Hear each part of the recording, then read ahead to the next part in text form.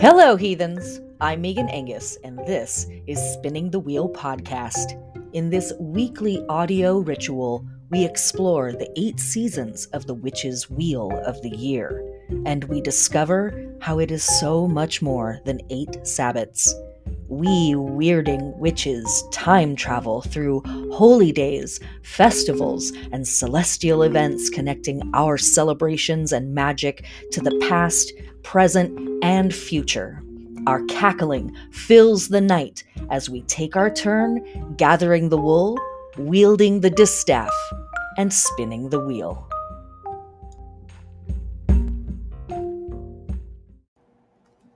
Welcome back once again to Spinning the Wheel podcast with me, your illustrious host, Megan Angus. Am I illustrious? I don't know. I'm not feeling very illustrious today. Feeling a little worn down. I'm a little rusty. Happens to the best of us, right? Especially during Lughnasadh season. So, welcome to the podcast. Let us get into the grounding of where we are on the wheel. We'll talk about a few things that are going on, and then we will get into the meat or the soy protein of the podcast in just a few minutes. First and foremost, I am going to be hosting a 6-week tarot workshop called Welcome to Tarot. If you haven't heard about it already, I've been trying to talk about it just about every week.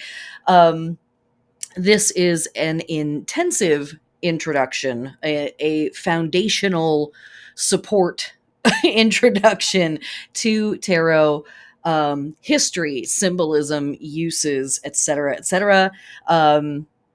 I really love this workshop. I've had a lot of really fantastic feedback from folks who have taken this workshop. If you are new to tarot, if you are coming back to tarot, if you really want to make sure that you have your fundamentals nailed down in working with this magical tool, this is the workshop for you. And for folks who are like, I've got that stuff I want to add on, or for folks that are taking that workshop and want to expand on the work that we're covering in that, or folks that have already taken that workshop, I am offering 5 additional classes after the workshop ends on things like working with reversals, working with helpers that can enhance your readings, examining how you ask your questions and learning how to ask better questions of tarot and how to listen with a broader ear for the answer from tarot, etc., etc. There is information on all of these classes on my website, meganangus.com. Folks who are signed up to my Patreon are, 1, very cool people. If you know, you know, exceptionally cool people. But 2, they have access to the tickets now. Everybody else is going to get access to the tickets at the end of August. I'm going to make it public. And it is already, it's not sold out. It's we've sold about 1/3 of the tickets so far. As well, patrons get a discount depending on what level they are subscribed at. And the folks that are subscribed at my highest levels on Patreon actually get to attend some of the classes for free. Your choice. So check that out. Check out that information. It's all on my website. And I hope to see you in class, which these are really fun and it's a lot of work. That's the other thing I will say about the Welcome to Tarot workshop is I'm really kind of giving it to you. And it's not just 6 weeks of work. It's 42 days of work. I intentionally give you more work than maybe you can do every day so that you have continuing lessons and journaling exercises and explorations that you can move through after the workshop is done. But a chief element of that is really helping you develop a daily magical practice. Quietly to myself, I'm thinking, I'm actually teaching you witchcraft under the disguise of teaching you tarot. So if that sounds like something fun, that sounds like something that you need, come and check it out. Okay. On that note, at the end of the month, August 25th, we will be hosting our next Tarot Circle. This is a community building workshop for exclusively for patrons. Again, Patreon starts at $1, so you can join for $1 and get access to this class. This month we are going to be talking about the Magician. I have not done a class on this card yet. 2-hour class on a single card. Yeah, and sometimes I can't get it all in 2 hours. That's kind of the level that we're at. I'm not really certain if we're going to do like a big intensive lecture on this class or if it's going to be more community uh, discussion and playtime with this archetypal figure. But now is the time of year to work with the Magician because we've got a lot of stuff going on that relates to this card. So, anyways, that's August 25th. Would love to see you there. Okay, is there anything else I need to say about that and the like life and the world that you don't already know about? No. Okay, let us get into the actual work that we are doing in this week's cog on the Wheel of the Year. All right, let's make it official. This is Lughnasadh season, waning moon in Taurus, lunar week 28 by some lunar calendars. And so, first and foremost, let us orient ourselves on the wheel. We are in Lughnasadh season or Lughnasadh season, also known as Lammas or Lammas season. And I'm the person, well, I'm sure I'm not the only one, but I really think of these Sabbats as not just one day, but entire seasons that cover weeks, if not months. And there are groups out there that you can see that sort of thing in the way that their festivals are set up, and then there are lots and lots of pagan groups that really think of the Sabbat as being a single day, and then we just go back to business as usual. Do what feels right for you. But I find that the archetypal themes and the celebrations and the festivals and the holidays dedicated to the Sabbat tend to run over the course of weeks, if not months.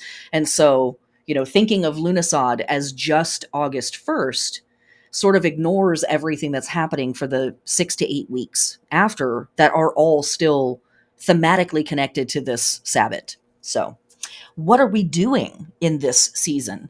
Well, our major themes for witches and pagans are power, maturation, leadership, and production. If you haven't watched my Lughnasadh class, it is up for patrons. It will be up on the internet soon, but you can watch my last year's class to get a deeper sense of what it is, all that we're talking about in this. But to give you some more content there, we are talking about things like fire, and so light and heat, right? The sun, again, light and heat, but also life and vitality.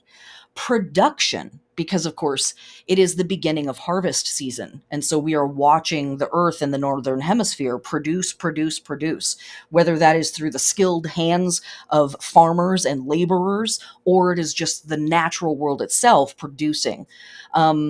We also have things like competition and personal power and the fruits of our labor, literally and metaphorically, coming into focus during this season.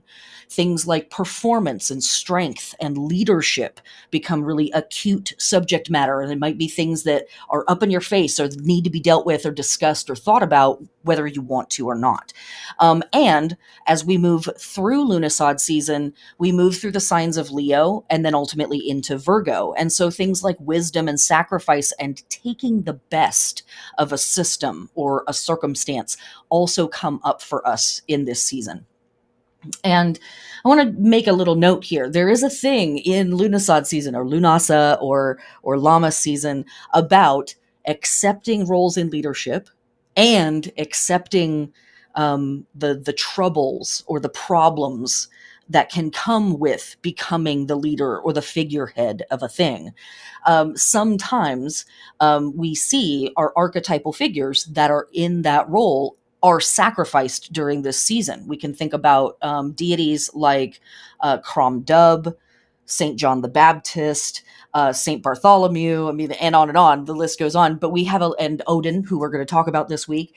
We have a lot of deities, the Holly King, who step forward to become leaders. Sometimes they're pushed forward.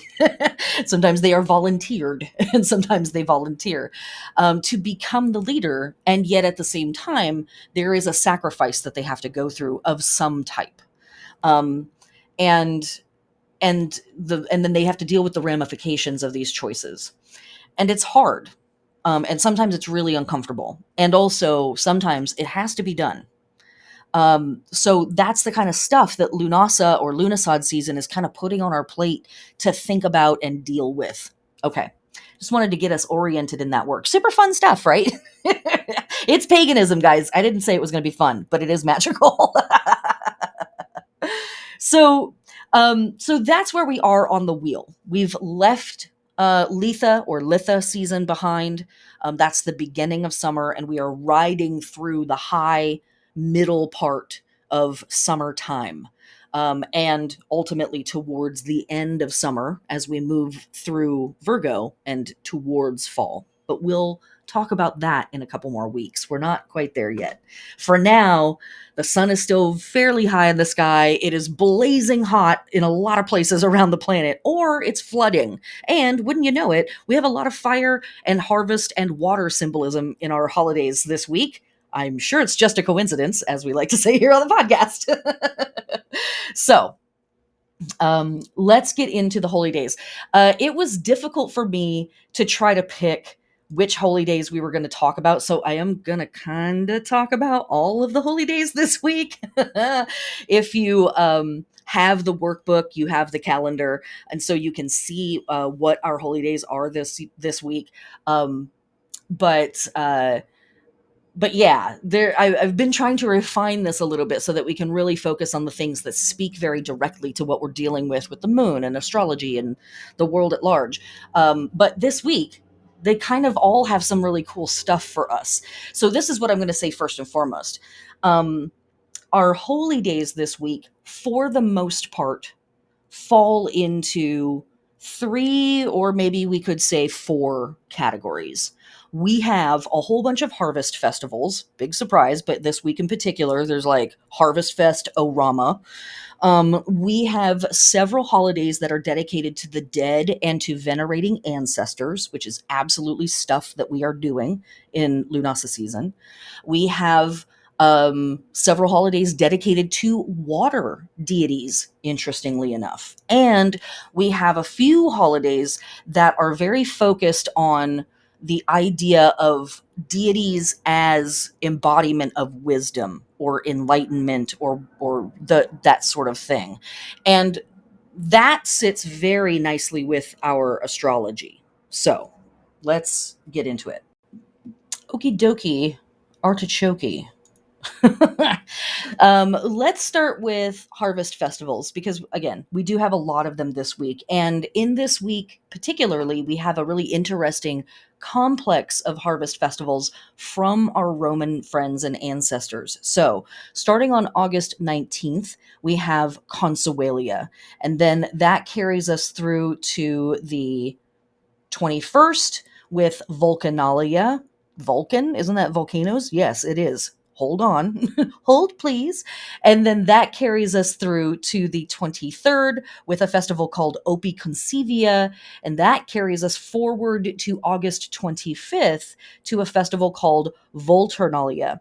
And all of these are parts of a big festival. So this festival complex in total is a string of events, rituals, celebrations, appeasements, sacrifices, prayers, what have you, that are dedicated to the idea of conserving and protecting the harvest itself as it is being pulled in. If this is work that you have ever done in your lifetime or witnessed other people doing, you know that this work happens over the series of weeks. It's day after day after day that you're out there in the fields pulling stuff in, partly because there's just so dang much of it that's coming to fruition at this time of year, and also because key to a lot of our Lughnasadh season, when you cut the heads off of these grains, they often shoot up a second or third generation of grains to be harvested later in the same season. So that thing. Okay, so starting with Consualia, this is a festival / a set of games, the Ludi, as we have talked about in the past, dedicated to a deity named Consus, who is a tutelary deity of the harvest and stored grain. Tutelary meaning supervisor, protector, patron, a guardian, or even a saint, we could say, of a place or a thing. And that imagery is going to bleed into some of our other stuff that we're dealing with this week, but that's really what's up. And it's sort of saying like there is this spirit that protects the grain, and protects in particular the harvested grain and the silos and the storage areas themselves. There is another holiday dedicated to the same deity in December, so we are going to hang out with them again. The shrine for Consus was underground, and it was covered with earth all year and was only uncovered for this one day. Mars is connected to this, interestingly enough, because we have some Mars stuff happening this week. And if you're like, what, how, why, how does that make any sense? Because if we push back into Roman myth and history far enough, we find that Mars was not originally a god of war. Mars was originally an agricultural deity. What? Yes. So Mars is connecting here with this. Also honored on this day were the lares, or the leres, the household gods that individual families held sacred. And again, this bleeds into some of the other things that we're going to be talking about this week. Okay. Also on this day, I know I'm bouncing around a little bit, but we're going to be fine. I'm going to come back to this complex of Roman stuff. But I just want to touch on this because we're already here. On this day, August 19th, from our Hindu friends and ancestors, we have Gwaraparva, which is dedicated to the goddess Parvati, the wife of Shiva, and she is worshipped as the protectress of women and the goddess of the harvest. So she is all about that abundance and plenty, and the symbolizing of, or sort of she represents, or is connected to, I guess, the symbol of a harvest that has ripened. So we love that stuff. Okay, coming back to this big complex of Roman festivals. So we've mentioned Consuela here on August 19th. Now we're moving forward to August 21st to Vulcanalia. And again, Vulcan, doesn't that mean vampire? No, it doesn't mean vampire. It means volcano. Oh, my brain just barfs up stuff sometimes. Or I really want to get back into role playing. Could be both. Both things could be true at the same time. But why? Why are we talking about a deity that is connected to volcanoes? Well, in particular, in this festival, what is being recognized is the heat of summer. And Vulcan is being sort of evoked as a representation for the heat of summer. And in particular, what's happening in this festival is an appeasement or a sacrifice to Vulcan, asking this deity, please do not burn the crops with the heat of summer. We are still pulling this food in from the fields, and we don't want anything to go wrong. So please hook us up and don't take all of our stuff. Don't bring on the droughts. And of course, looking around our country, boy howdy, have we had a lot of drought situations. So perhaps a little offering to Vulcanalia out there in Nebraska or what have you might not hurt. Just saying, might not hurt. And this festival, as I was saying, is a part of this big complex of festivals. So then that brings us to the next portion of the festival, which is Opiconsivia. This is also known as Opalia.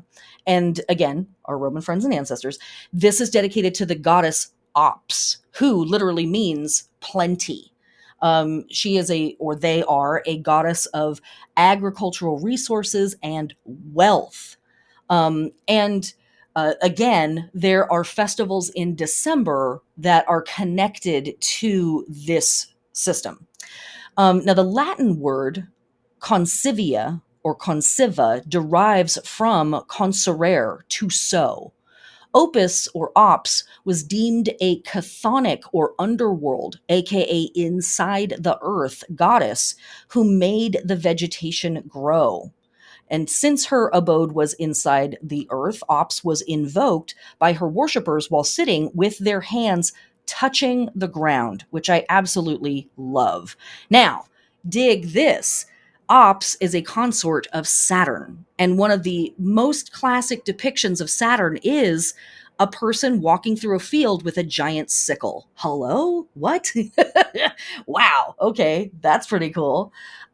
She's also very closely connected with Consus, who we just talked about, right? The protector of grains and subterranean storage bins. Consus is therefore thought to be an alternate name of Saturn in the chthonic aspect as consort. And we see that a lot in these myth systems and archetypal systems as we push back into time, that many times when you have deities that have been married, they are two versions of the same thing, or they are multiple ways of expressing the same idea. Um, this deity and this festival are also connected to the Vestal Virgins. They oversaw a lot of the stuff that was happening with this. So, yeah, pretty cool stuff there. And then coming to the end of this particular Roman festival complex on August 25th, we have Volturnalia. And Volturnalia was dedicated to the deity Volturnus, who was the god of waters.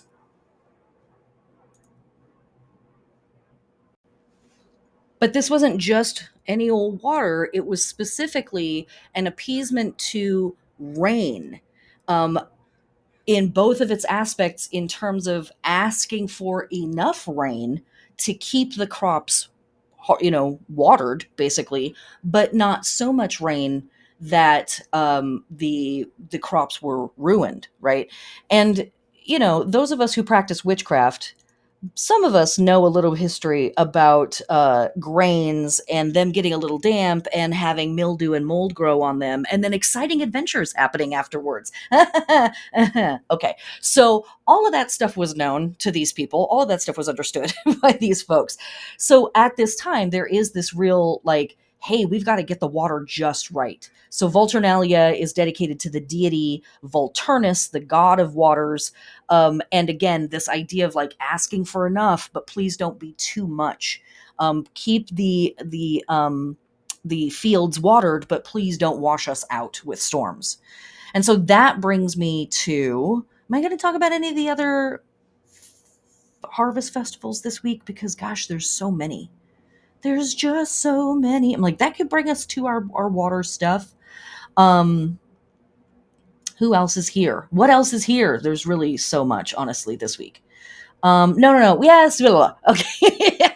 The other thing that I want to talk about that's happening in the midst of all of this, and I sort of already mentioned it in the Consuelia and Vulcanalia portion, or the Ops Concevia, I don't know. Anyways, is the opening of the Mundus Cereris.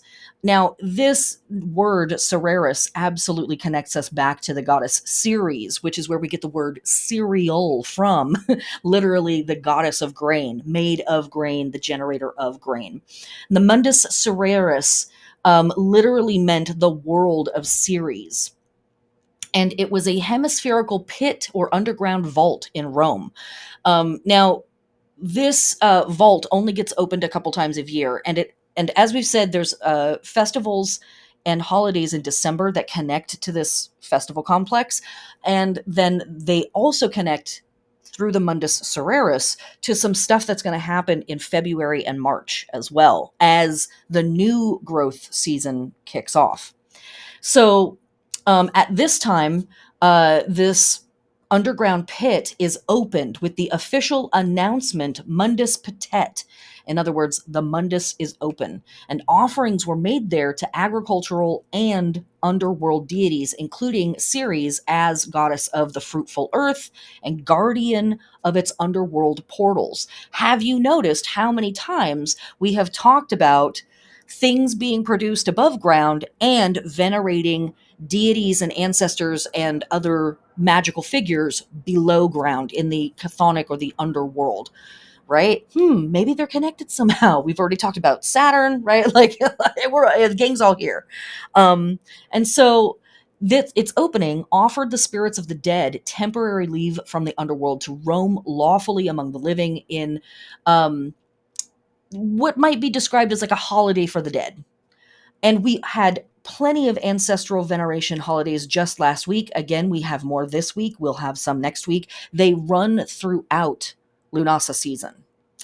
The days when the Mundus was open were among the very few occasions that Romans made official contact with the collective spirits of the dead, the Daemanes or Demanes, the other being Parentalia and Lemuralia, which I just mentioned. Those are the ones that are coming for us in February, March time, approximately. And there's a lot of stuff that we could say about this. If I highly recommend researching the Mundus Soraris, because there's just so much really cool symbolism there. But what we're really ultimately getting at here are several holidays that are celebrating the harvest, bringing in the harvest, the protection of the harvest, the maintaining of the harvest, and at the same time, this sense of kind of reaching out to ancestors and other deities. We're going to get into more of this here in just a second. Asking for their protection, asking for their guidance, asking for their wisdom around this whole process, to protect the grains, to guide us in what we're doing, all of that stuff, as well as, really ultimately venerating the energies that exist in the underground that are pushing these plants up into this world. Isn't that a trippy symbol to work with or image to work with? That we're focused on all of this light and heat and production here in the upper world, but we have in this moment this deep veneration for all the powers that are residing in the black earth itself, like the dark rich soil that is ultimately creating this stuff. That's the place where we bury our dead. That's the underworld where all of our chthonic deities exist, and right. So wow, right? I just love this. I don't know if you do, but I really love this stuff. I'm really kind of into it. Okay, so that I think is going to lead us into our water festivals that we have in this week. And because I'm going to jump back to talking about the dead and ancestors here in just a second, because as we are seeing all of these harvest festivals pop up around the world, again, encouraging the grain to grow, asking for protection of all of that stuff. There also is this sense of asking the waters to play nice. Can you please continue to rain enough that the crops stay healthy? But can you please not flood us out? And again, look around the planet, and what do we have going on as our weather systems become more extreme? We have way too much heat in some places, and we have way too much water in some places. So I don't know if you're in Arizona or whatever, you might go make a little offering to some of these water deities that we're about to talk about, because it can't hurt. It certainly can't hurt. So first off, where this is starting for me, rolling back the week, I know I said before, but I'll remind you again, we are bouncing around a little bit in this week's podcast. On August 19th, we have the heliacal rising of the fixed star Alphard. And Alphard is found in the Hydra, aka the water snake. And this serpent constellation is just below the constellation of Leo.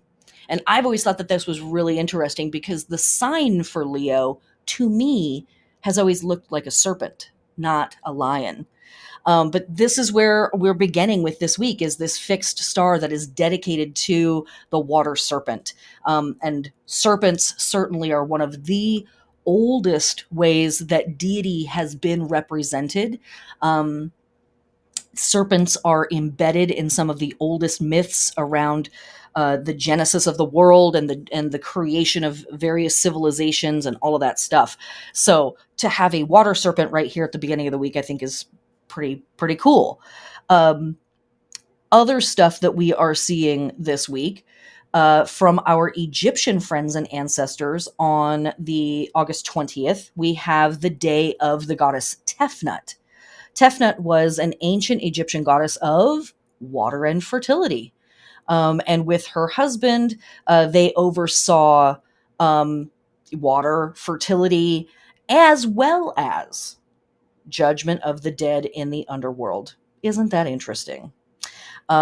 She wears a sun disk, she carries a scepter, and wears an ankh, the symbol of life. But she is ultimately a goddess of moisture. And she also related to other deities of moisture and wetness, which we love, right?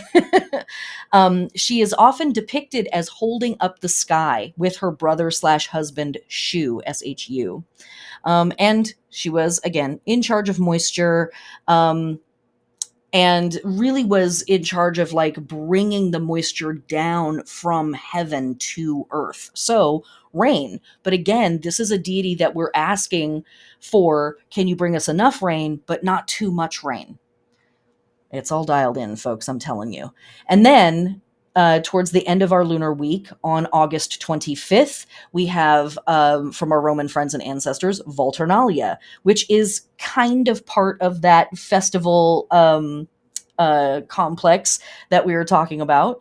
And in Volturnalia, again, it's our Roman festival dedicated to the god of waters, the god of rain, the god of moisture, all of that stuff. So, it all kinds of leads into each other. Oh my goodness. Okay. Now, rolling on to yet another set of festivals that we have in this week.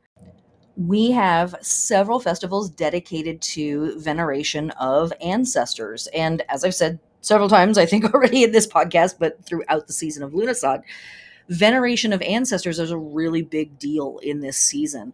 And veneration comes in a bunch of different forms. Sometimes it is asking for guidance. Sometimes it is honoring. Sometimes it is like the maintenance of the places where the dead reside. Sometimes it is appeasement and asking, like, please be nice. Please don't come and get us. All of that stuff. So it takes several different forms.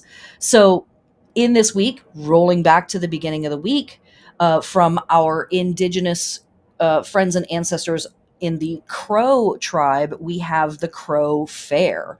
And this is described by them as basically a time of, a gigantic family reunion under the big sky. And this is, attended by approximately 45 to 50,000 people. And it is an opportunity for these folks to celebrate their culture, and celebrate connected family and celebrate those who have passed. So deeply connecting to ancestor work and all of that stuff. Also this week, we have from our Nauru friends and ancestors, this is a Micronesian island of Nauru, we have the Day of Tribes. Again, absolutely dedicated to ancestor tribe or ancestors of these folks. It is a recognition of the 12 traditional tribes of this island and their matrilineal system. Traditionally, Nauruans traced their descent matrilineally, meaning that one inherited their tribe and social class from their mom or their mother. Every tribe had a chief, but ultimately, this changed due to colonialism. But they are working to bring back a lot of their old holidays and old traditional systems. And it is now a public holiday, and hopefully it can move into being something even bigger for that culture. Also happening at this time of year, or during this week, I guess I should say, we have on the day of... Sorry, I'm digging through my notes because I have a lot of notes for this week. We have... It's coming, I swear, promise. Oh yes, here we are. Sorry. On August 23rd. Thank you for waiting with me. That was a struggle there. From our Greek friends and answers, a festival dedicated to Zeus Epoptes. And this is dedicated to Zeus. Pretty straightforward, right? Jupiter, Zeus, that cat. Now, Juice? Sure, why not? Zeus, Jupiter, known for lightning. That's absolutely going to be coming with our thunderstorms that we have in the midst of summer as cold and warm weather systems rub against each other, right? So lightning is another element that we want some of, but we don't want a lot of as we're trying to pull in the harvest because it can set the crops on fire. But in particular, what is interesting about this festival, there's not a whole lot of information on it that I've been able to find anyways. It's a sacrifice to him. Um, is this epithet or this second name that has been added, Epoptes. So according to one researcher that I found, Sarah Johnston, um, in the first line of the Co Fororai, Orestes invokes Hermes Chthonius in his capacity as the god who controls the dead, precisely as patroi or epopteion krate, which means watching my ancestral powers. And so this researcher is connecting this word epopteion to this epoptes, and specifically saying that here Zeus is playing the role of protector, guardian, supervisor. And in fact, if you translate the word epoptes in modern Greek, it means supervisor or protector. And so this is something that potentially is, we have these other deities in our harvest festivals that are being asked to come forward and protect the crops, specifically in our Roman festivals that we were just talking about.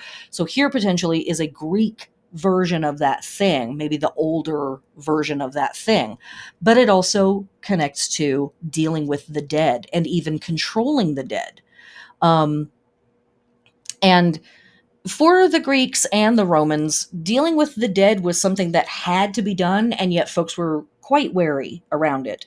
A lot of us have ancestors to the dead in our homes, and they would never, or they only would at very certain times, and then it was almost like you didn't talk about them at other times for fear of evoking them and bringing them around and not being able to get rid of them.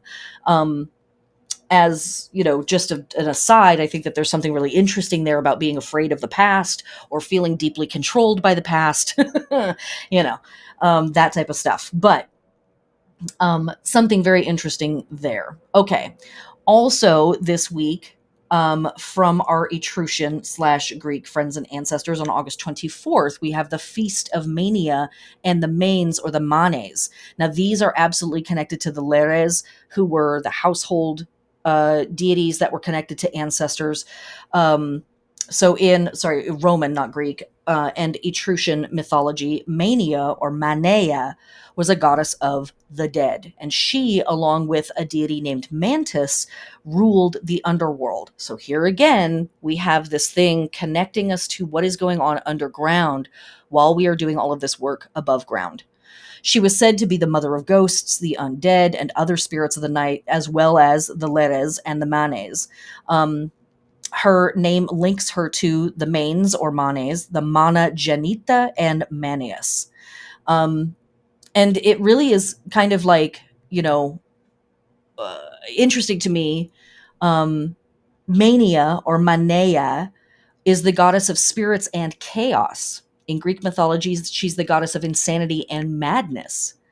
Manea or mania, the word, derives from Proto-Indo-European men, in other words, to think. The cognate being mind or thought, but ultimately connecting into spirit. So again, something very interesting here around being plagued or very wary of thoughts of the past, how our mind connects to spirits of the dead, and what it is that can be brought up for that. And I mean, I don't know about you all, but but I think that that's something very interesting to kind of push into and think about, that some portion of our suffering in this plane may be rooted in what we think our ancestors think about what we're doing now. And that is a type of evocation of those beings when we think on them and bring them up in that way, in sort of a very intimate conversation with ourselves and them. Are we plagued by the past? And in what ways does the past sort of weigh on the present and cause us mental anguish or anxiety or suffering or whatever? I don't know. There's a lot there. And And we have astrology that supports all of this stuff, of course, right? Of course we do. So that stuff. Also this week, and I think I forgot to mention this first. I should have mentioned this first. We have, oh no, I already talked about this. Never mind. See, that's what I'm saying. I'm pouring through my notes and it's crazy. But this ancestor worship connects us back to Consuelia, which we talked about as our first holiday. Because there is stuff in that festival around dealing with our household deities, and dealing with the deities that are underground, and dealing with our ancestors that are coming from underground to kind of oversee the process of the harvest. And then last but not least in this week, on August 21st, from our modern pagan friends and ancestors, we have the Feast of Hecate or Hecate.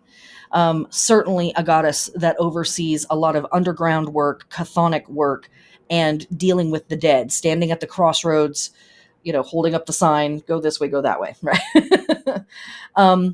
Yeah. So I'm sure I'm forgetting some things. In fact, as I'm looking through my notes, I'm like, yep, I meant to mention that and I didn't. Oh, well. There's a harvest festival from our Seneca friends and ancestors. That is the harvest and festival of lights. Yeah, there's a lot going on this week. Okay, last category of holidays that we see this week are really focused on, I guess, deity as enlightenment or deity as wisdom. Okay, deity as wisdom, deity as enlightenment, deity as magical superpower, sorcerer, whatnottery. Rolling back the week to August 18th, from our Greek friends and ancestors, we have the festival of Hera Telkenia. And this was an Attic festival, meaning it was celebrated around that city. The Greek title, Thelkenia or Telkenia, is probably a misspelling.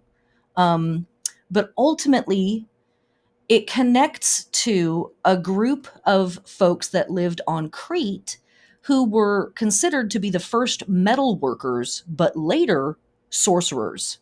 And ultimately, this name Telkenia or Thelkinos means charming the heart. And so a lot of folks on the surface connect this to marriage, and there are some marriage holidays that happen this week as well. I'm passing over that because it was like, it's too much. But we know that there is, something to the idea that being a metal worker connected you to magical practices.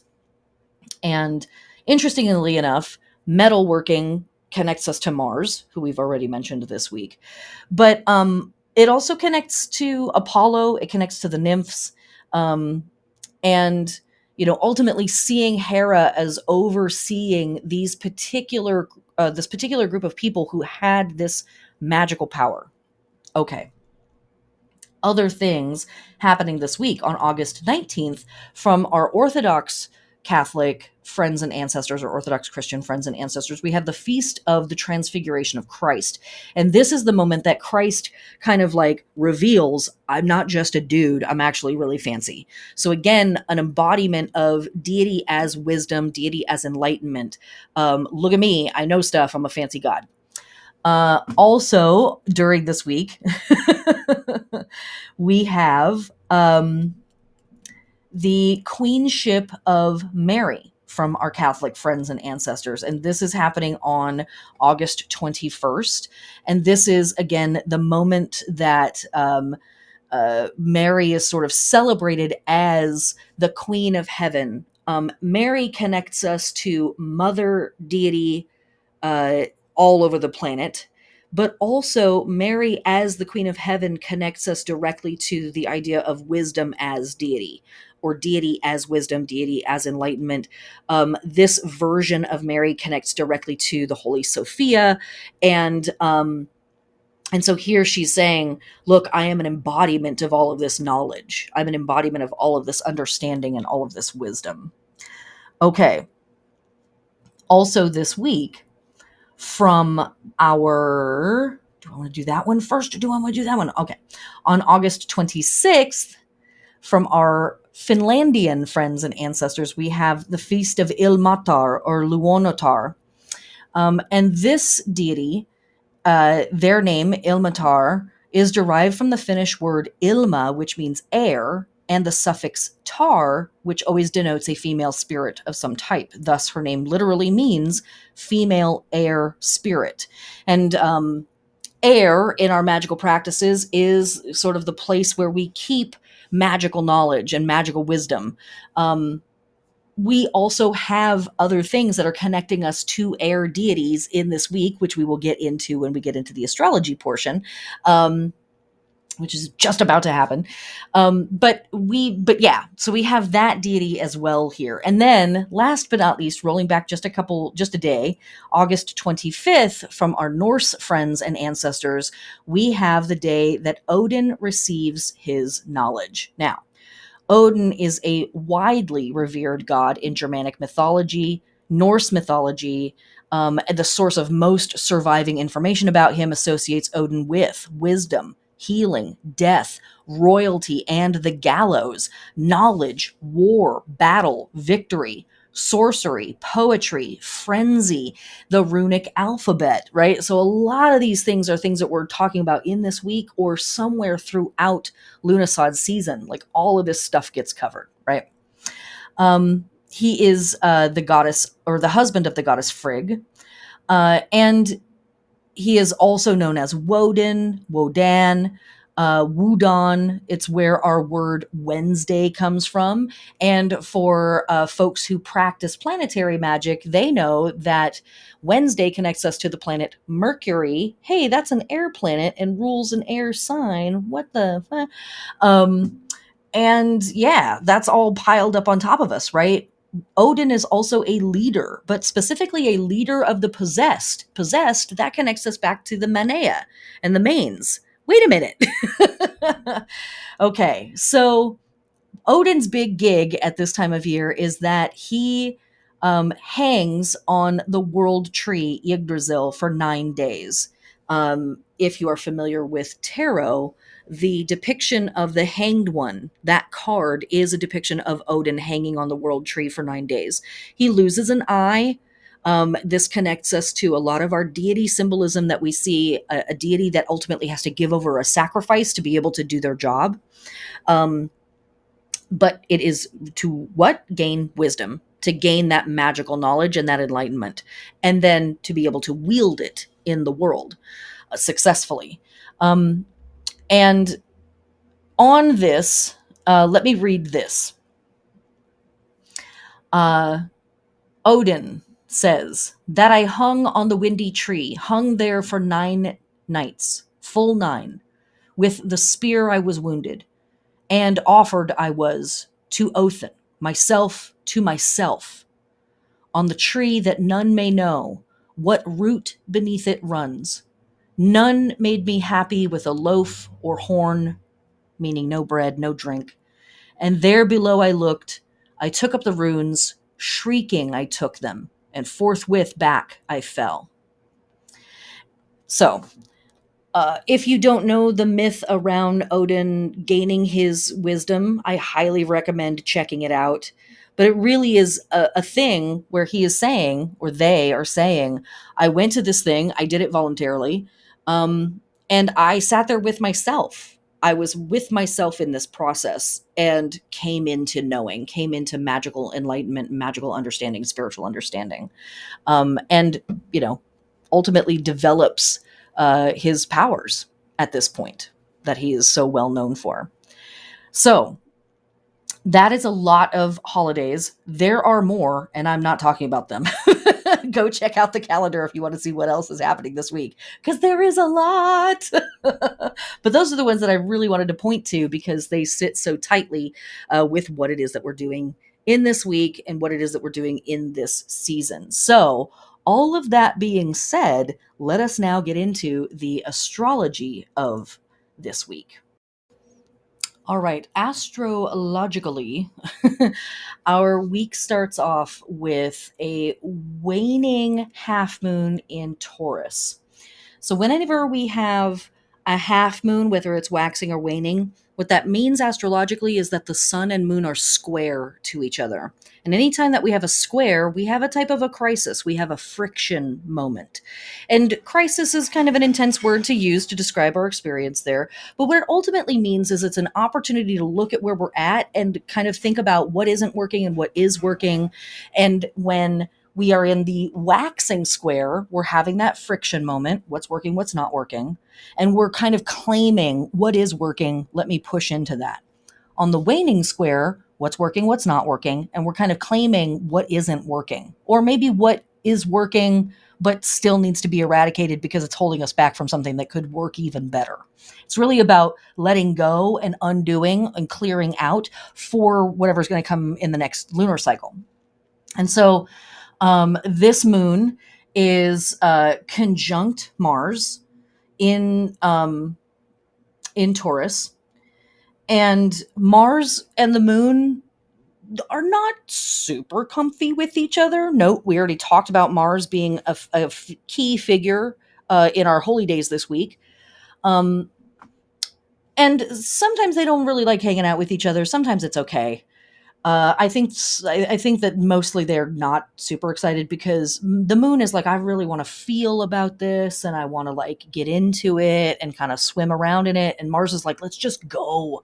Mars is very impatient and fiery and passionate and wants to just, go with the gut, right? And just like wham bam, we're already there. Where the moon can be very meandering in its process and like, I'll get there eventually. And like, I'm going to change shape like 18 times before we get there. Relax. That kind of thing. So Mars and the moon are not necessarily super ultra excited to hang out with each other.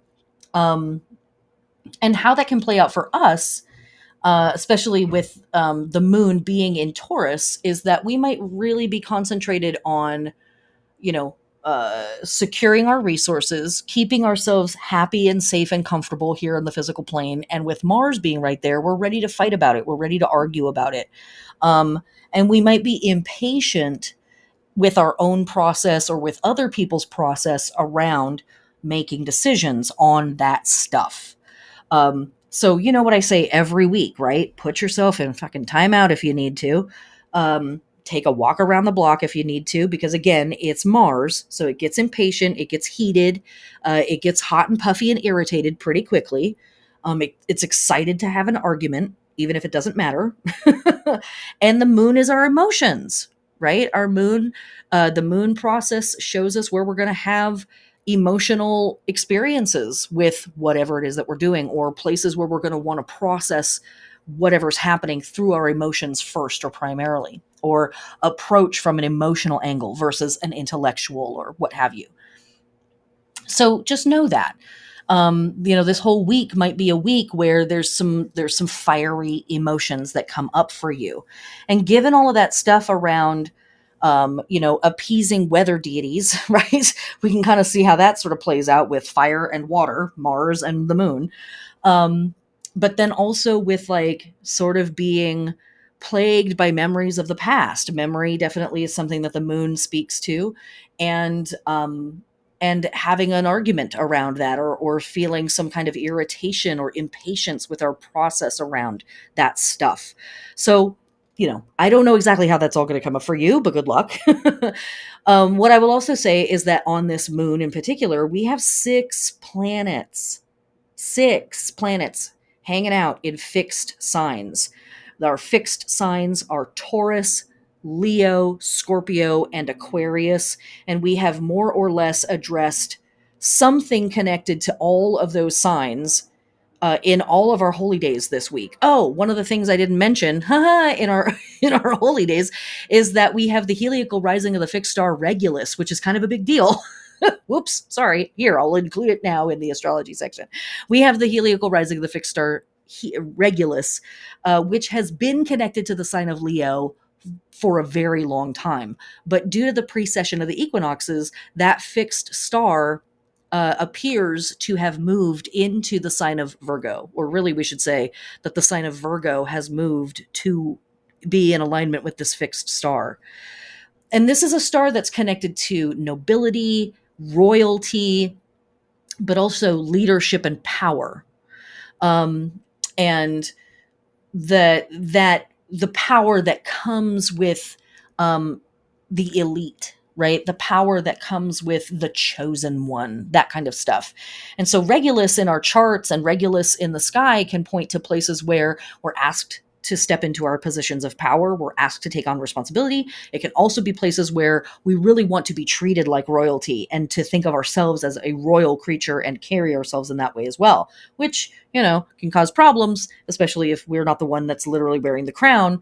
Side note, some of our gnarliest world leaders have Regulus, really prominently fixed in their charts. So that gives you some sense of what this star is all about. And it's been in the sign of Leo for a very long time. Now it is connecting with the sign of Virgo. And if we look around at the reproductive situation around the planet, not just in America, but the way that our attitudes have been shifting and changing around who gets to say what around people who have children, and who gets to do and say what around women's issues, femme issues, non-binary issues, all of that stuff, who are all connected with the sign of Virgo.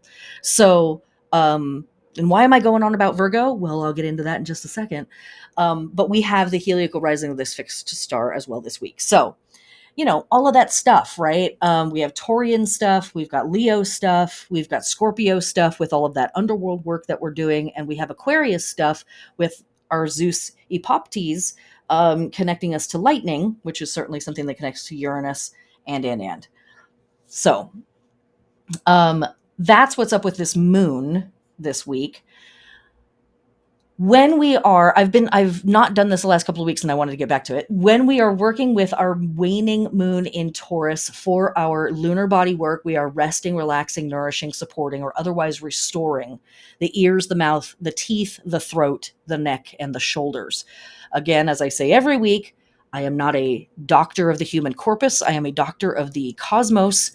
So check with your trusted health advisor if you are wanting to integrate any of this information on a physical world level. And always remember, you can work with the metaphor as well as working with the physical version of that information. You can always work with the metaphor too. For our plant body work, we are planting, transplanting, or grafting flowering bulbs, perennial flowers, fruits and veggies that bear crops below ground. Interestingly enough, right? With all of that below ground work that we're doing with our festivals. It's too much. It's too much. Okay. What else is happening on this day though? On August 18th, we have Venus in Leo trine Jupiter retrograde in Aries at 8 degrees. Venus trine Jupiter is absolutely lucky and lovely. It's going to vibrate a little bit on the 17th. It's going to be strong on the 18th, and it's going to vibrate a little bit on the 19th as well. We love any aspects really between Jupiter and Venus. It's fantastic. Yay, good times. It's delicious, it's joyful, it's sensuous, it's pleasure filled, it's pleasure seeking. This could absolutely be a day where you are more than happy to just lay around and enjoy yourself and enjoy life, and there's no big push to get anything done, and it's all good. It could be a day that you feel exceptionally creative, or very, very generous. And as usual, the only warning that I ever have, even with trines, sometimes especially with trines, between Venus and Jupiter, is we just want to watch our tendency to say yes and we want to watch our spending. So we don't want to overextend ourselves. We don't want to promise too much and not be able to deliver later because our optimism is so high. We can be very, very generous, but we can be generous to a fault. So just, absolutely be generous, but don't overstretch your economy. And you know what that is for you. And that's everything that we have for the 18th. So let's move into the rest of the week. Okay. Looking at the rest of the week, Friday the 19th, our moon moves into Gemini. And it is a waning moon in Gemini. I'm not going to get too deep into the magic that we might be doing with it, but it is a good time for always reviewing your information sources. That's really what's up. Always, always, always. For our lunar body work, we are resting, relaxing, supporting, otherwise restoring shoulders, elbows, wrists, arms, hands, and the armpits. These are the parts of the body that are ruled by Gemini. So massage work, any kind of restorative work for the joints, anything that's restorative even for your fingernails. I know nails technically are not covered by Gemini, but it's on your hands, so good enough as far as I'm concerned. And for our plant body work, this is a great time for harvesting. We know that we are harvesting throughout Lughnasadh season, so this is one of those moons where it's really, really, really potent to do harvesting, but also a great time for doing any kind of pest control, disease control, plowing or weeding or aerating the soil in your plants, and pruning your plants to encourage below ground growth. And when I say below ground growth, what I'm talking about really is the root systems of plants, unless it's a plant that's like producing something, some kind of a fruit or a veg underground. I don't even know if fruits grow underground. I think it's only vegetables. Yeah, I know what I'm talking about. I'm a professional. Okay, look. But also to support root systems and to support root health and all of that stuff. Okay. There's no astrology otherwise for Friday the 19th. So scooching directly on to Saturday the 20th, we have Mars entering Gemini. So what do we have to say about this? Kind of a lot. We can talk about this more in the future, but first and foremost, Mars is going to be in Gemini from now until March of next year. Good God, why? Because this is the sign that Mars is going to go retrograde in. Now, we haven't even entered the shadow area yet, so we are not in the retrograde window. We're just saying that Mars is coming into the sign that it's going to be hanging out in the next 6 months. And so what do we get with Mars in Gemini? We get stuff like really passionate conversations, right? Passion and drive and intensity. Those are all words that we connect with Mars. Gemini, that's the sign of communication, brainification, as I like to say, intellectualization, learning, and distribution of information. So we're taking in information, but we're also telling people the things that we're thinking. And so collectively with Mars and Gemini, it can be a lot of stimulation and it can be even overstimulation, right? Because Mars is really driven and is excited to kind of overdo it sometimes. A lot of problem solving potentially from an intellectual direction. But in a really great workshop that I was in the other day with the incredible Amanda Moreno, highly recommend checking out her work. Multiple people brought up the idea as words as weapons. And I think that that's something that we might see quite a bit of with Mars traveling through Gemini. Weaponry certainly associated with Mars, right? Defensive, argumentative, excited to fight about it. And Gemini, our sign of communication, intellectualization, and literally the transference of information. So we're going to talk about that more as we move closer to the retrograde season, but for Mars specifically.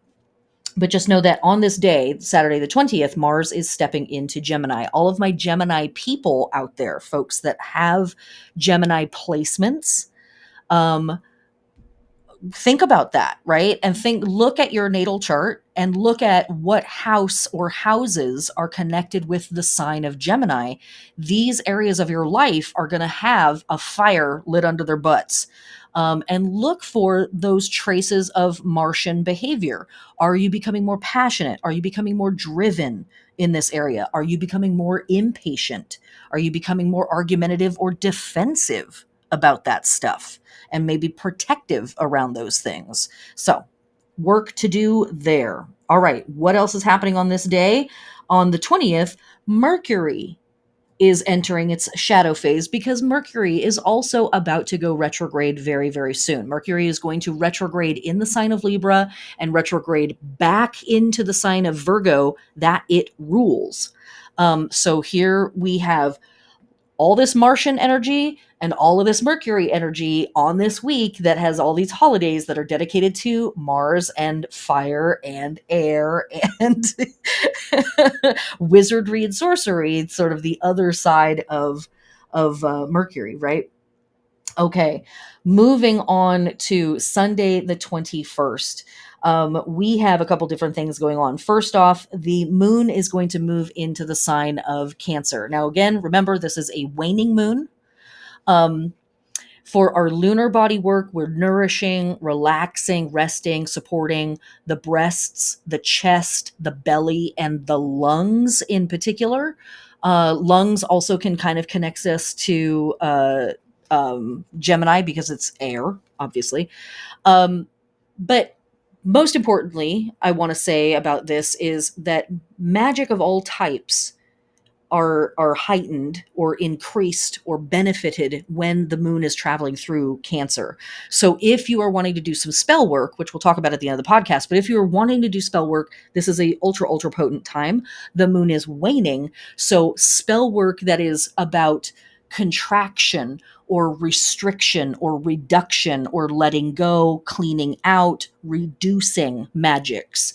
And so those would be magics for me where I'm trying to let go of some things. I'm trying to reduce the presence of something in my life. I want to keep something away from me, all of that type of stuff, right? I want to push it away or restrict it in some way, or maybe it's a great time for putting up boundaries, doing protection work in the sense of you stay out, I want less of that. All of that. If you're trying to get rid of a habit, this is a great couple of days of moon work for that, because again, right, we want to get rid of it. We want to reduce its presence in our life. So fantastic for all of that type of stuff. For our plant body work, when the moon is waning in Cancer, we are planting, transplanting, or grafting our bulbs, flowers, veggies that all bear fruit below ground. So again, it's that below ground stuff that we're doing. And I think also, again, this is really linking into, I mean, Cancer is all about family, right? So here is a really potent connective moment for doing ancestor work, underground work, and plant work all at the same time. It's like, it's so good. Okay, moving on to sorry. Also on Sunday the 21st, let me say this. Mercury in Virgo opposing Neptune retrograde in Pisces at 24 degrees. This could be a difficult day for keeping your concentration, staying focused on things. It could be really easy to forget stuff. So, Mercury, mind, communication, also travel. Neptune, derpitude, nebulousness, fogginess, and haziness, but also spirituality and connectivity.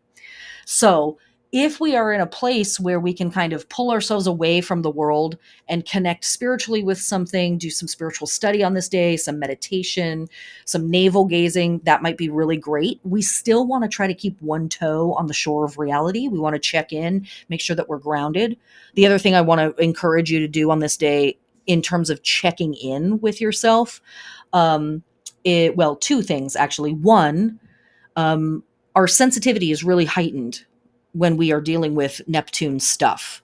So make sure if you're feeling something that it's your feelings, that those are your experiences, and that you're not picking up energy from the environment around you or folks that are around you, because our boundaries are really funky on this day. Coming back to that moon in Cancer, right? Right? A great time to insist our boundaries, or to say, I need less of that in my life. Nebulousness, haziness, and boundarylessness are kind of chief elements when we're dealing with the planet Neptune. So this could be a day where intellectually you're like, oh, I'm having all these thoughts. Like, are they actually your thoughts? And because our sensitivity is up, there can be a lot of miscommunication. There can be a lot of forgetting of things and getting sort of, sidetracked and lost in the sauce, as it were. The other thing when we're dealing with Neptune is that we can really disconnect from our bodies.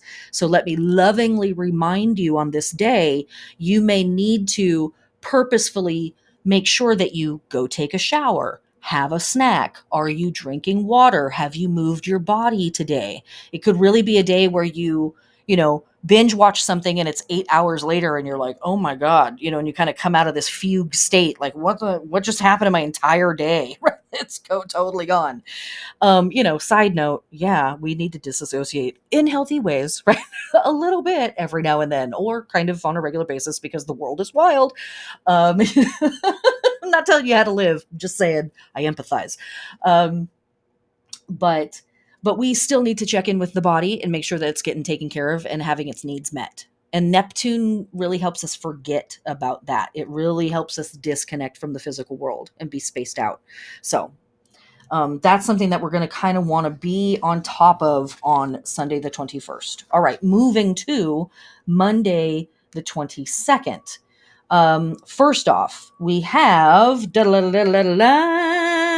the sun moves into the sign of Virgo. What? This week? Yeah, this week. Oh my God. With all that Virgoian energy and imagery of sorcerers and magicians and rites of passage and all of that stuff. It's like, whoa, here we are. Yes. When the sun is in the sign of Virgo, we can become much more concerned with our daily routines, our body care, the shape and condition of our housing and our home. When we move into Virgo season, this marks the last 4 weeks of Lughnasadh. It marks the last 4 weeks of summer. And when the sun moves into Virgo, I feel like it's my job to lovingly remind you fall is coming and winter is coming. Yes, it's still beautiful outside. Yes, the days are still long and warm and the nights are filled with, meteor showers and we're all still camping and all of that stuff, right? We're still fully ensconced in our summertime life. And the shift is coming. And part of the reason why I think Virgo and Virgo season sort of gets a bad rap for being petty or nitpicky or like too concerned with the details is because it is a very responsible time to begin the shift. Even though externally the world is still hot, summer is still here, right? You really have to have wisdom. Wait, what? You really have to have past experiences. Wait, what? The past? Huh? Uh, huh? What? Right? You have to remember that this is how it went last year and the year before and the year before that summer does in fact come to an end at some point. And so when when the sun moves into Virgo season, for me, it is a time for me to start to think about slowly packing away my spring and summertime life and to slowly begin to get out the elements of my fall and winter life. I'm not going to pull every last sweater out of the bottom of the drawer, but I'm going to start to think about that, right? I'm going to start to think about how the light is shifting in my house, and maybe it's time for me to move some plants around so that they can continue to get the best light. Maybe it's time for me to move some things around so that the living room is better oriented to the heater because it's eventually going to start to get cold. That type of stuff. It's granular, it's very personal, it's very subjective to your experience in where you live in your home. But it is time to start to think about those things. And here's the thing. These last 4 weeks tend to go really fast. And then all of a sudden it's September, and then all of a sudden it's October, right? And here come all of our fall and winter holidays kind of barreling down on us. And all of a sudden, we don't have the time or the mental space to do that work.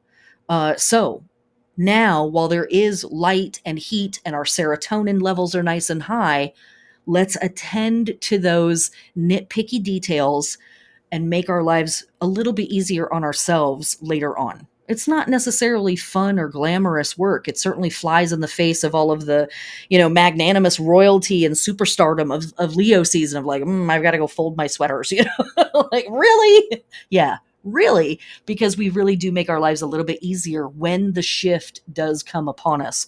We've already done some of the work for ourselves and we've assisted that shift already. Okay. That brings us to Tuesday, the 23rd, where we find our balsamic moon in Cancer at 15 degrees, 12:14 a.m. We have no other astrology for that day. And again, our balsamic moon in Cancer is really asking us to come into deep personal spiritual conversation with ancestor work, family stuff. What baggage are we carrying in those places? What memories are still kind of like pulling from the past, and what's hard about that, and what work do we need to do around that? All of that stuff, it's all here for us in this week. It's really kind of coming for us, honestly. Okay, that brings us to Wednesday the 24th. And we have the moon stepping into Leo. And for our lunar body work, while the moon is in Leo, we are resting, nourishing, and supporting the back, the heart, circulation, and blood. So again, not a doctor of the corpus, doctor of the moon and stars. You can always work with the metaphor. And there's some heart, right? There's some stuff here that may weigh on our hearts in the materia of this week. So here is this moon in Leo to kind of support us as we move through that work. For our plant body stuff, once again, harvesting, really key. So here is another moon that really supports us going out there and harvesting, figuratively or literally, from our lives. Doing pest control, doing disease control, plowing, weeding, aerating the soil, and pruning, again, for below ground growth. Also on this day in our astrology, we have Uranus stationing retrograde in Taurus at 18 degrees. Okay. Uranus, oddly enough, connected to lightning. Hey, what's up with that? That's like a thing we talked about. What? Okay. So before we go about it, like, oh, these retrogrades, berg. Okay. Don't forget, the outer planets spend more or less half of the year in retrograde. So generally speaking, I don't get too flustered about this planet retrograde, that planet retrograde, but the days that they station retrograde or station direct, I do want to pay attention to. And so if you have placements in Taurus, Scorpio, Leo, or Aquarius, you might want to look if they are around the degree, around 18 degrees, you may feel this Uranus stationing retrograde moment a little more acutely in your personal life. Look at what house this is happening in for you, Taurus, 18 degrees of Taurus, and we may have like a little shakeup there. So what are we talking about with the planet Uranus? We're talking about revolutions.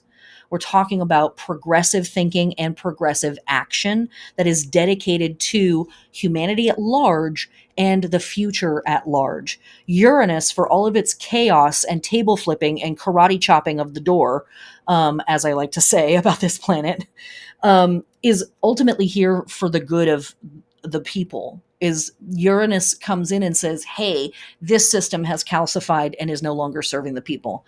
This thing is locked in place and can't evolve. That's no good. We need systems that can evolve. And so Uranus comes in and destroys stuff.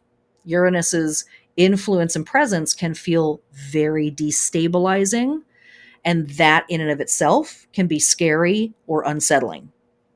So just know that. And also Uranus's ultimate work is for our good and for the collective good. And so when we see these destabilizing events or we experience them, it's really important with this planet in particular, I think, to not just like look for the silver lining, but to really look at what here was not working anymore, right? Just like our moon square that we're having with the sun, right? At the beginning of the week that we talked about this. What's not working anymore? What needs to be cleared out so that something else can grow that's more appropriate to who we are, where we are, and what's happening in the world today, and what we want to be happening in the future. What's also really important to think about here is that often Uranus is destabilizing or attempting to destroy systems that our lives are built on, even if we don't like them. Like, I don't know, capitalism, right? Most of us are not really down with capitalism. I'm assuming, anyways, the people that are listening to this podcast are generally not down with that mode of operation. And yet our lives are built within it. Right. So we can't ignore our context, even if we are wildly unsatisfied with our context. We're not in it. And so Uranus's events, Uranian events, can feel, again, destabilizing, and they can feel like, why is this happening? This is screwing up my whole thing. This is wrecking my whole shop. This is undoing a bunch of work that I've done.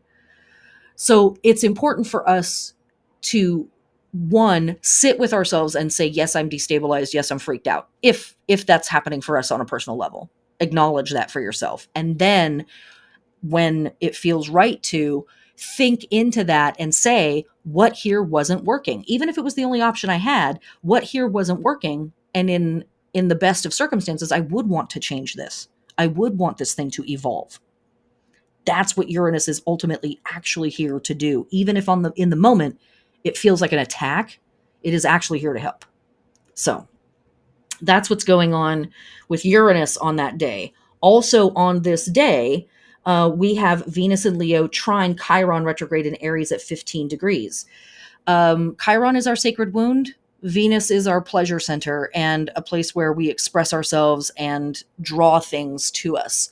So this could be a day where you really reflect on how, like, the work that you have done to bring things into your life, right? See how those two things really juxtapose each other. That with Uranus stationing retrograde, like, I'm here to fuck shit up.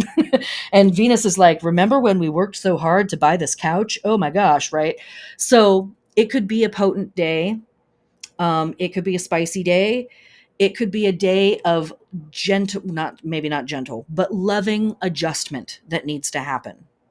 With the Venus trine, we may be a little bit more on board with this work when it presents itself and have a like bittersweet experience with it and like, oh, wow, that's a bummer, but also I see the potential for growth here. Or, wow, that was my favorite thing and it broke and that really makes me sad.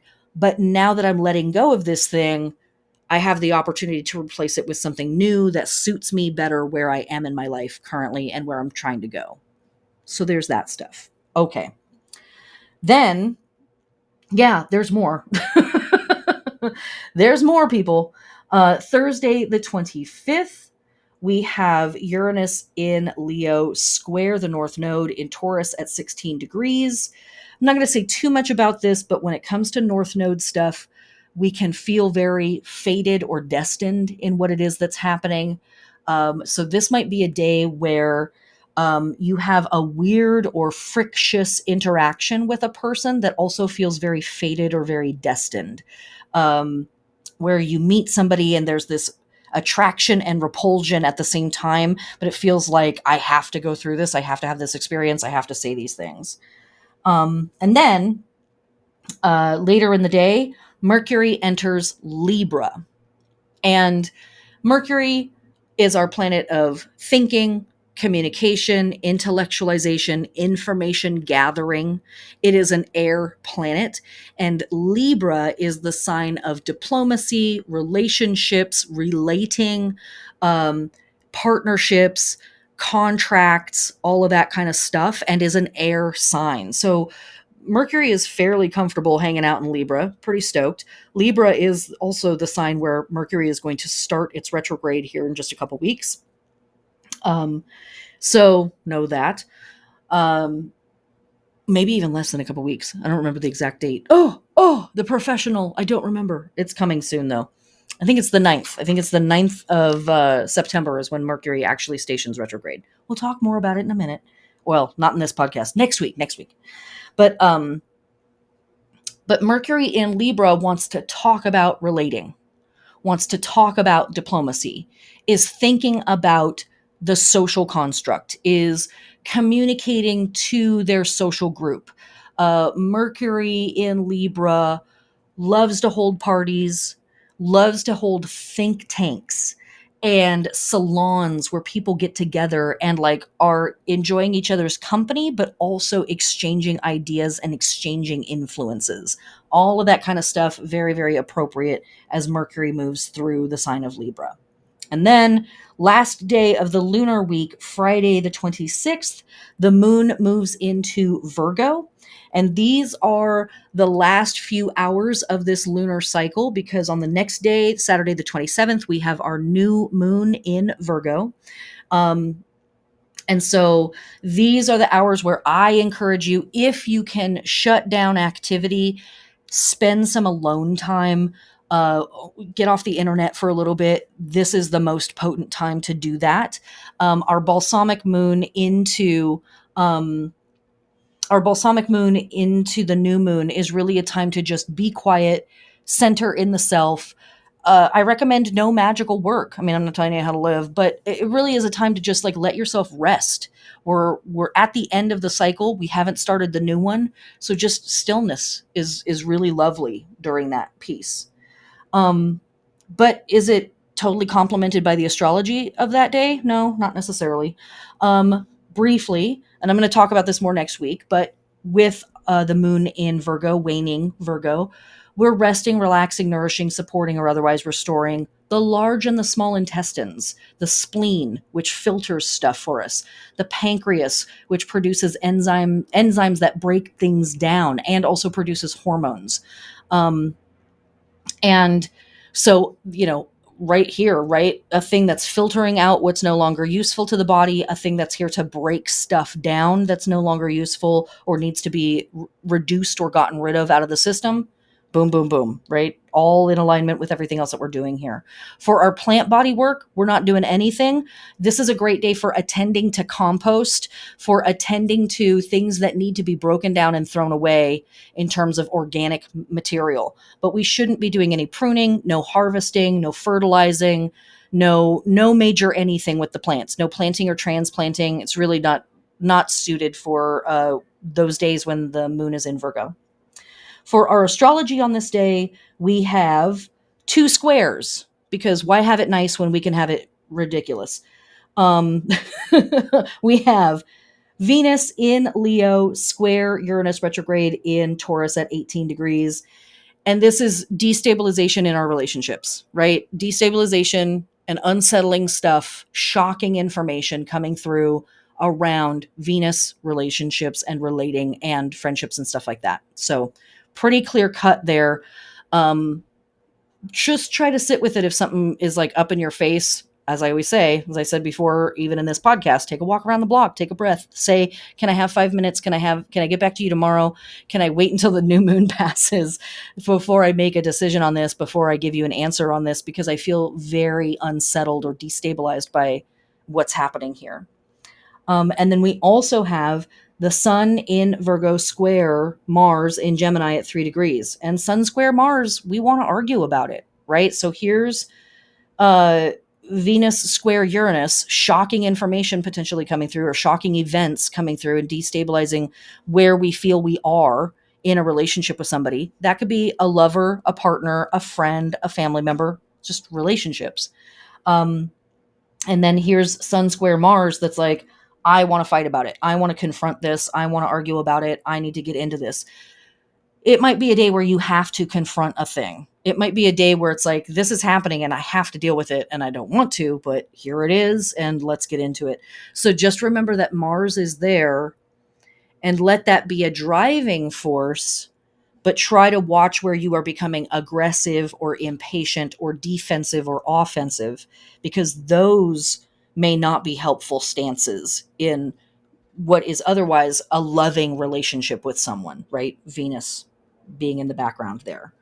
In both of these, just try to stay centered, try to know yourself in that moment and know what is important to you, and be authentic to that in the most loving way that you can, loving towards yourself, but also loving towards the people and the situations that you're dealing with. All right, let us now get into the tarot for this week. There are two cards that you can work with, but I'm really going to talk about one of them.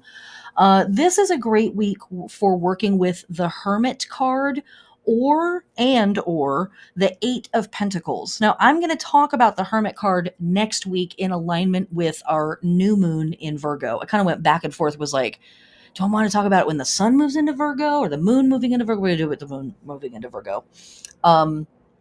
Because the Hermit is very much about the hermitage, and that is our chief element with the new moon in Virgo, is really like going within. But save that for next week. this week, I recommend working with the Eight of Pentacles, and you might have both cards out for yourself. But what are we doing with the Eight of Pentacles? Well, first off, the Eight of Pentacles is the sun in Virgo, and that is happening this week. And as we move through the sign of Virgo, we're going to work with the 8, 9, and 10 of Pentacles. And this is a system that some magical systems work with and some don't. So this isn't the be all end all of tarot plus astrology. It's just one way of doing it. But I really love the image on this card that Pamela Coleman Smith created, where we have this person working at their bench and they're working diligently, they're comfortable, they're well equipped. They've got, they've got their workbench and they've got their environment and they're like in it and they're doing it. And that is very in league with the spirit of Lughnasadh season at this portion, right? We are in the thick of the harvest. We are in the midst of it. And so every day is about getting up and getting out there and getting our work done and accepting the responsibility of what needs to be done and getting it done. But some of the stuff, or one of the things that I really like about this card in particular, is the big line of pentacles that's along the side. That there's one on the ground below them and that they are working on one. And for me, what this shows is that this is the main focus of concern. I'm doing my work. Here it is. This is the work and I'm doing it. But for me, this is a card that also speaks to becoming known for what it is that you're doing and working on. And receiving some respect and some high fives basically from your peers, from other people who are doing this work. Society at large may not recognize you. You might not be becoming famous yet for doing this work, but other people who do this work are looking over at your work and being like, aha, consistency, aha, quality. I see that you care about the details. I see that you have your method and you are perfecting it. That's cool. Me too, or whatever, right? So this card for me is a card that's pretty straightforward. And it really speaks to coming into alignment with what it is that we're here to do in the mundane, in the spiritual, in the moment, as well as in the long term. Sometimes that's all the same stuff. Sometimes those are different things. But it's a moment of clarity around the work and the work that we're here to do and the work that we've gotten done, the work that we are getting done, and the work that's going to be in front of us yet to get done.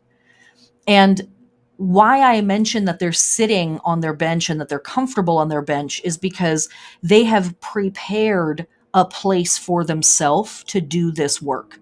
They have their worker apron on, right? So again, they have prepared themselves to get this work done. They have the right tools in their hand. So they're not trying to hodgepodge a situation together.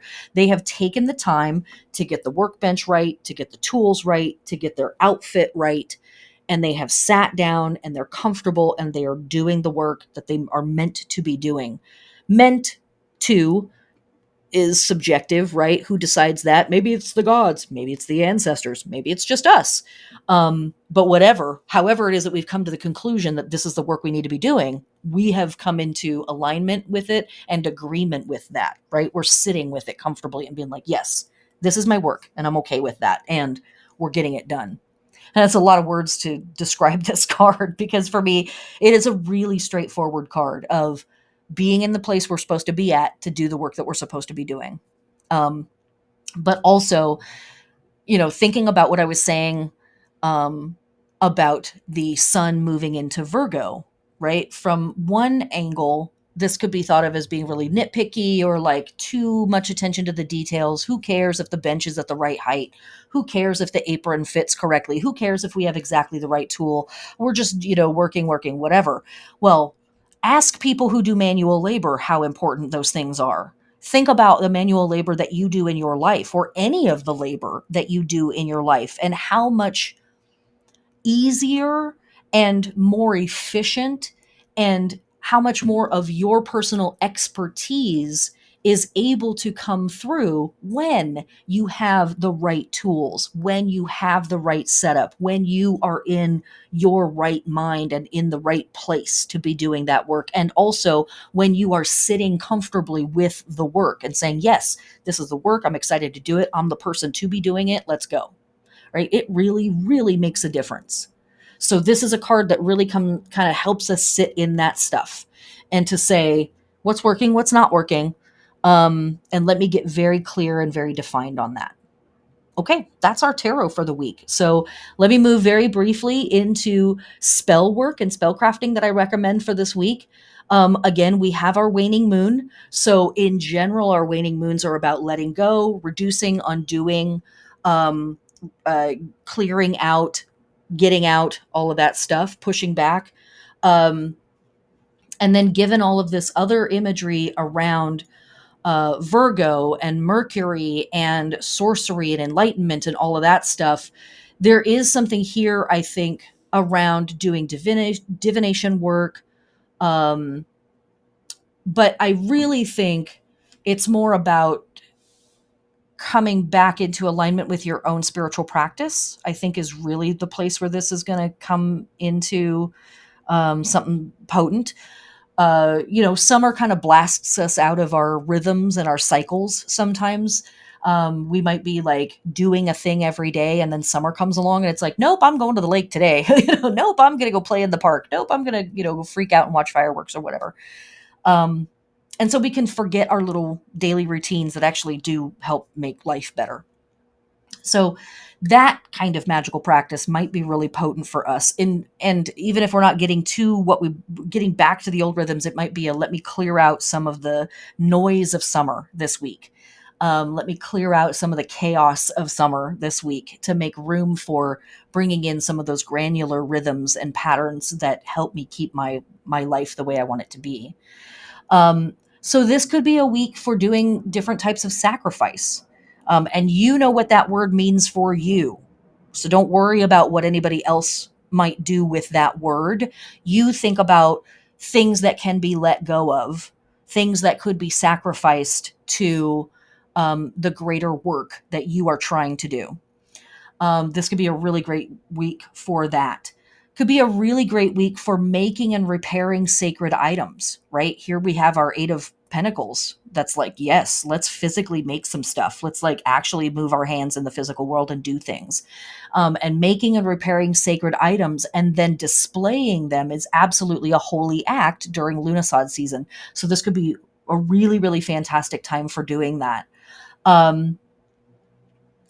Picking berries in particular, I don't know why exactly, but any kind of magic that has to do with berries or fruit, this could be a really great time to harvest those fruits and berries that you're going to then use in spellcrafting. And this could also be another week for going through a harrowing experience, especially if it's something that is stripping things away from you or reducing or undoing things. Again, you know what that means for you. I'm not sitting with you, so I don't know personally and specifically what that kind of stuff might look like for you. But again, in our waning moon, we're reducing and we're letting go. And some of that sometimes feels kind of scary, right? We're letting go of the thing that we know, even though it's unhealthy, to grasp what we don't know yet. That might be a way that we encounter that or engage that idea. And then, of course, as we've said a few times during Lughnasadh season, anything around venerating ancestors is going to be really potent this week. Any kind of spellcrafting or ritualism around that kind of stuff is going to be really potent this week. So, last but not least, we do have our moon in Taurus, and that is all about our money and our resources and our physical world wealth and how we secure those things, how we fundamentally feel about those things. And it's waning. So also some spell work that we might engage in this week could be things like, what do I need to let go of around my feelings around money and resources? Are there things inhibiting me from getting closer to the resources that I need? Can I get those out of my life? Are there things blocking me or stopping me? Is there a way for me to get those things out of my life or reduce them in some way? Anything along those lines makes a lot of sense in this week. Again, as we get closer and closer to the Virgo new moon next week, I recommend no work at all. The balsamic moon, in particular, the last 24 hours before the new moon, I always recommend just take time off, relax, let all your bodies rest as much as is possible in our 60-hour a week capitalist society that we have. In whatever ways we can disengage from that stuff, and that might also be the way that our spell crafting plays out this week. Is it might not literally be, a spell where we're sitting at our altar and we've got the herbs out and the magic ingredients and stuff. It might just be some meditation that we do, or some journaling around, what are things that I need to let go of here? What are things that are inhibiting me from the future that I actually want when it comes to this stuff? And when it's money and resources, it feels scary, and it is, right? We are in a really tenuous position as a species right now, and as a country, a society, all of that stuff. So, what that's going to look like for you. And this might be a week where we do some spell crafting and some work around what's holding me back from the future that I really want, and what in me, what am I holding on to in me that I'm afraid to let go of, but, would actually be healthy for me to let go of. For magical symbols in that stuff, a sickle might be really, really powerful, right? Like, let me cut the heads off of the things that need to go and harvest the best of what I've been able to produce, and then clear the fucking way for whatever is coming next, even if I feel like I'm not ready for that. This could be, in fact, I think that's the only magical symbol out of all of our Lughnasadh symbols that I really want to focus on is a sickle or a scythe or a reaping tool of some sort. And then as we move into Virgo, some of the stuff that might really help us in terms of stone helpers and animal helpers and plant helpers are things like hazel, heather, rowan, glass, iron as well, interestingly enough, geodes and fossils for doing our ancestor work, right? Because the fossils are our ancestors, rocks are our ancestors, right? All of that stuff, those are our relatives too. And so working with them in their ancestor form could be really, really powerful. And for, foods and things like that, I think anything that's in season is going to be the most potent stuff that you can offer on your altars, or include if you're thinking like, oh, I want to have something to drink during this spell, or I want to have a food that I work with during this spell. Anything that's in season is going to be the most potent stuff, in my opinion. But you also might include things like anise or licorice for that Virgo vibe. Olives, also really potent. And I'll mention these again as the weeks go through, as we continue to work under the auspices of Virgo. And then clary sage can be really, really potent. It is not the same as white sage, which if you are white, you shouldn't be working with anymore. You can get a hold of me and talk to me about that, because we have no time here in the podcast to talk about it. But we Western witches really need to be having a deep conversation with ourselves about working with white sage, or not working with it anymore, as the case may be, unless working with a group that works with it. Juniper is a really potent plant to work with during this time. Oak moss is a really important plant to work with at this time. And then out of our animals at this time period, serpents, obviously water serpents, big time.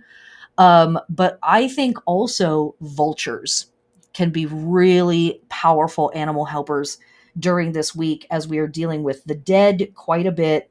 Vultures are themselves a type of harvester, and they really help us break down things that are dead and need to be let go of and gotten rid of. So that, my friends, is everything. And I'm looking at how long this podcast is, laughing at myself because I'm thinking, oh, I'm going to do a shorty this week. Sure I am.